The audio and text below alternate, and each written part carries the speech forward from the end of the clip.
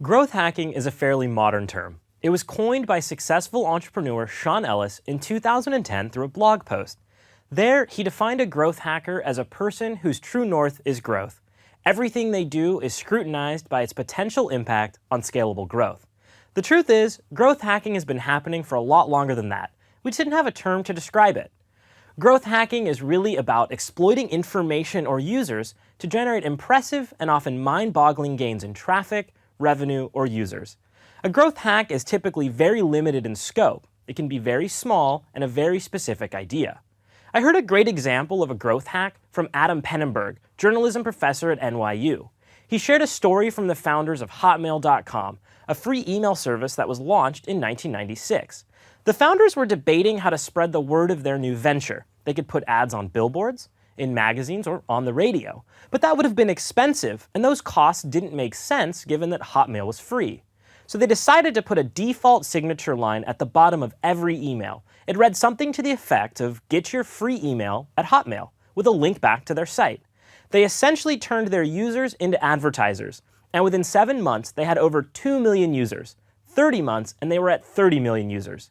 It was a risky idea, but the data supported the growth. And at its core, growth hacking is about forgetting the rules of traditional marketing and hyper-focusing on a core piece of your business. You'll work with only what is measurable and relentlessly pursue growth by making data-driven decisions.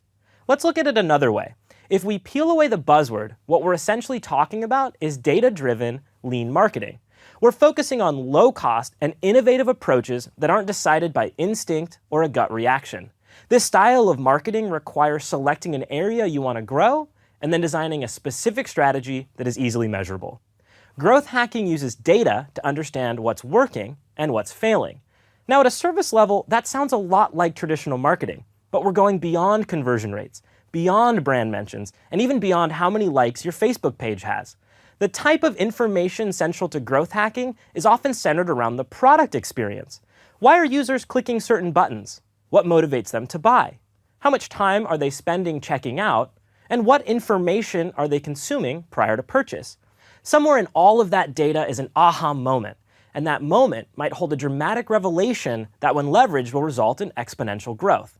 In the Hotmail example, they understood their customer was motivated by a free product, and that free advertising wasn't a roadblock to using the service. At the time, email was primarily used between friends and family, so this tagline looked almost like a personal endorsement and led to a high click-through rate. They saw a gap in the market and leveraged it. With that said, growth hacking isn't a tool or a one-size-fits-all approach. There isn't a clear roadmap to follow, and what works for one company might not work for another. The best way to get started in growth hacking is to work towards a new mindset. You'll need the willingness to set aside normal conventions and adopt some pretty radical ideas. It's not for everyone. You can't dip a toe into growth hacking. You have to be willing to roll your sleeves up and get your hands dirty.